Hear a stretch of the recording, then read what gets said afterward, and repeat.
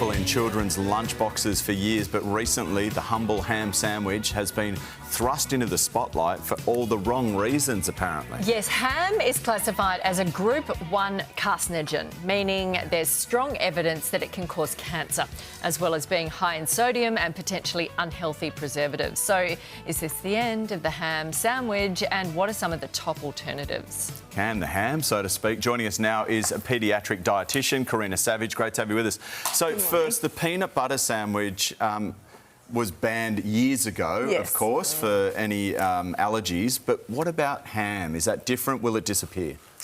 Look, I think it's going to reduce because ham does sit in that processed meat classification, which the World Health Organization has classified as a Group 1 carcinogen. They've studied hundreds and hundreds and hundreds of studies. So they've looked at big population-based studies, and they have found strong enough evidence to suggest that people who consume ham and processed meats like salami and bacon regularly, and this is the point here, regularly, do have an increased risk of cancer, especially bowel cancer. So that is why it is in that Group 1, and that is why people are now talking about it. Wow. OK, does it matter if it's nitrate-free or preservative-free, or whether it's your leg Christmas ham, or whether it's the packet stuff? That's a great question. There are many factors as to why processed meats are more carcinogenic, and nitrates is one of those, but it's not all of them. So buying nitrate-free ham kind of ticks one of the boxes, but it's the smoking process, it's how they're treated, heat-treated at very high temperatures, and the heme iron in the processed meats is another factor that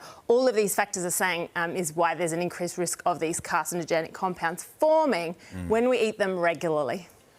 Millions of families across the country are packing lunchboxes as we speak. Ham is easy. That's why we kind of go to and make it.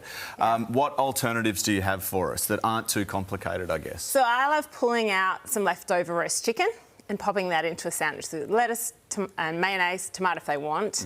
So chicken lettuce mayo is a great option. Otherwise, if they're a tuna kid, tuna lettuce mayo, tuna mayo. Tuna and sushi is also really good.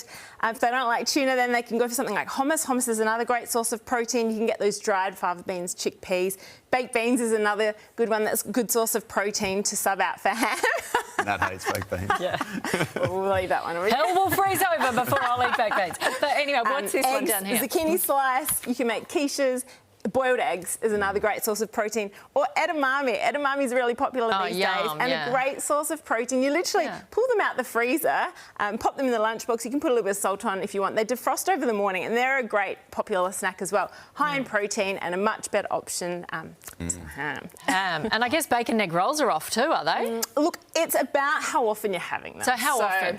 If you're having them every day, then just try and reduce the frequency. So if you're having bacon once a week or ham once a week, it's not going to be as much of a risk, but the studies are showing it's the people that are having it every day. That's the increased risk. Gotcha. Otherwise, go for the whole foods that you've got here. Delicious. Thank you. Well, if you can't have ham, how about milk? We have a real life dairy cow right here.